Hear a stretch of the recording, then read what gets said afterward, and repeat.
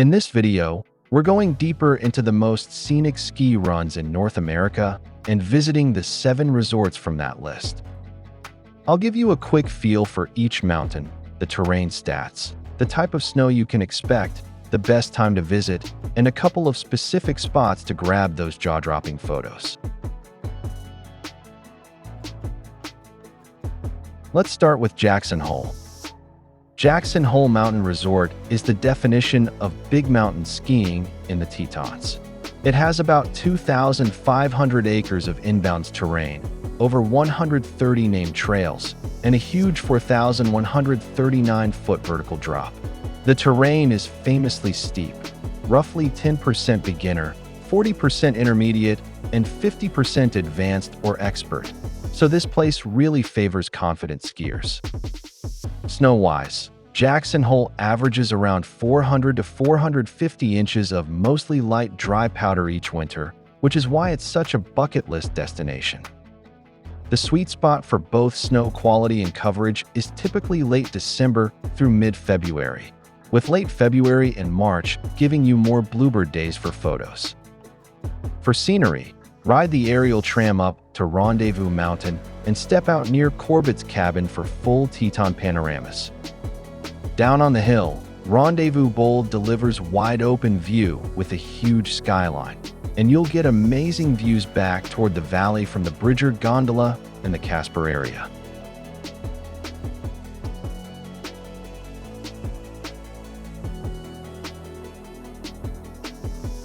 Now, moving on to Sun Valley, Idaho. Sun Valley is one of the classic North American ski destinations, known for its smooth fall-line pitches and sunny skies. The resort spans about 2,800 acres across Bald Mountain and Dollar Mountain, with roughly 124 trails and a 3,400-foot vertical drop on Baldy.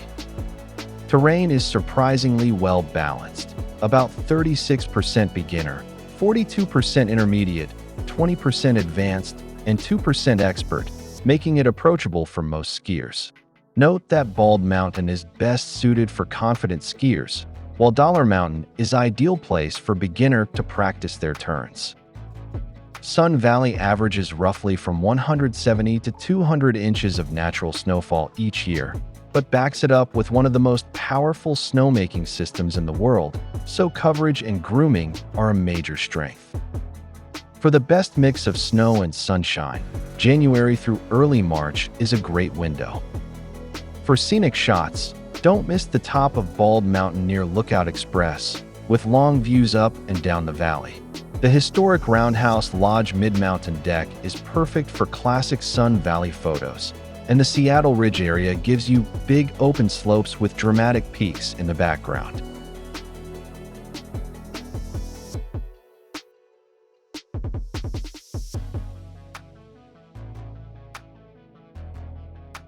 Now, moving on to Copper Mountain, Colorado. In Summit County, Copper Mountain is all about naturally divided terrain and high-alpine views. The mountain offers around 2,538 skiable acres, 157 marked trails, and a 2,738-foot vertical drop. The terrain mix is well spread out, about 24% beginner, 26% intermediate, 32% advanced, and 10% expert, plus some extreme terrain on top of that. Copper typically sees around 300 inches of snow per year, with classic high-altitude Colorado powder that stays pretty dry and light.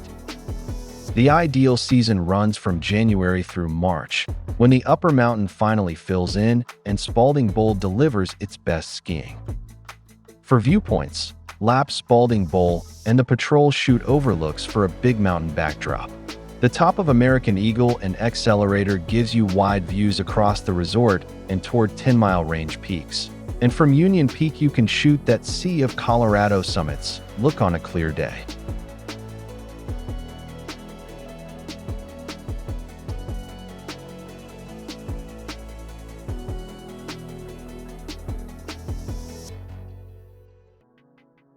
Now, moving on to Lake Louise, Alberta.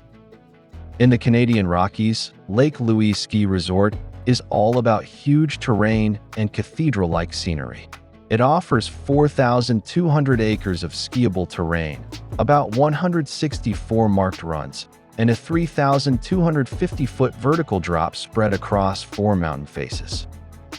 The difficulty split is nicely balanced, around 25% beginner, 45% intermediate, and 30% advanced terrain.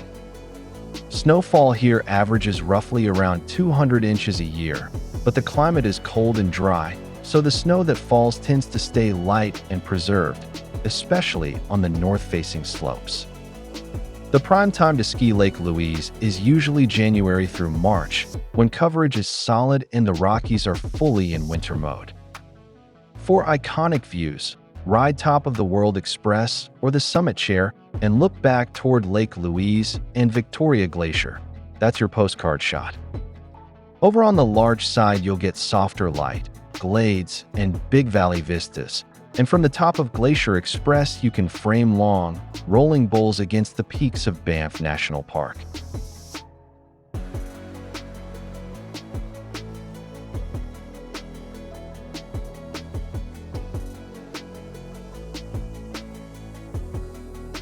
Now, moving on to Mount Norquay, Alberta. Just above the town of Banff, Mount Norquay is smaller but incredibly scenic, perched right above the Bow Valley. The resort has about 190 acres of terrain, around 77 named runs, and a 1,650-foot vertical drop. The terrain breakdown is roughly 20% easy, 36% intermediate, 28% difficult, and 16% expert, so there's a surprising amount of challenge packed into a compact footprint. Average snowfall is around 300 centimeters, or about 120 inches, helped by cold temperatures that keep the snow dry. Norquay is ideal for midwinter days from December through February, or as a half-day add-on to a Banff trip when the light is good for photos. For views, ride the North American Chair. The lookout over Banff townsite and the Bow Valley is one of the most dramatic in North America.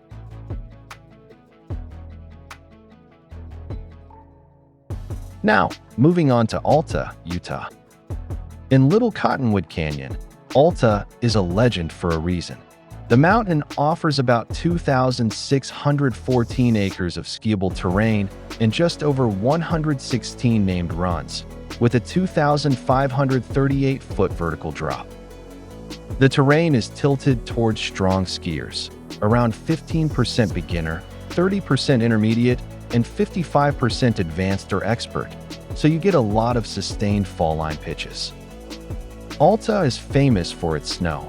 It averages roughly 545 inches of snowfall per year, with that classic low-density Wasatch powder that stacks up deep but skis incredibly light. For both powder and coverage, January through early March is the prime window. For scenic shots, traverse out toward Devil's Castle or the Devil's Elbow on a clear day and film back toward the castle walls.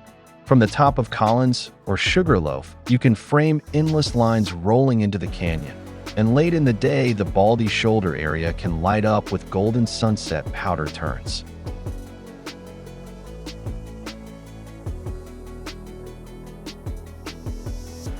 Finally, the legendary Snow Basin, Utah. Just outside Ogden, Snow Basin Resort mixes Olympic-level terrain with huge views over the Ogden Valley. The mountain has about 3,000 acres of skiable terrain and roughly 110 runs, with close to 3,000 feet of vertical from base to summit. Terrain is nicely varied, about 10 to 11% beginner, around 40% intermediate, and the rest advanced and expert. So there's something for every level, but plenty of challenge up high.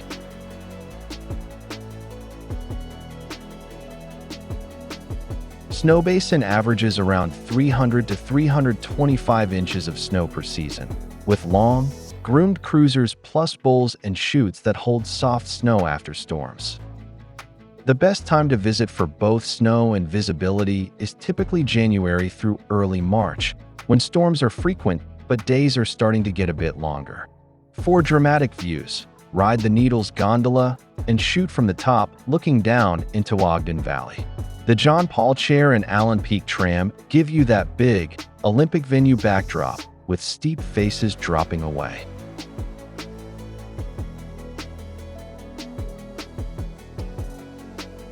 So that's a quick tour of the 7 resorts from the Most Scenic Ski Runs in North America list, each with its own personality, terrain profile, and signature viewpoints. If you want to go deeper into specific runs and photo spots, you can always check out the full written guides on nextoutdooradventures.com, and I'll keep adding more resort-by-resort videos like this one. If you have other scenic ski destinations in mind, share them in the comments below. We'd love to visit them and feature them in future episodes on our channel. I hope you enjoyed the video. If you found it helpful, please hit the like button and share it with friends and family. Your support helps the channel grow and lets us bring you more videos like this.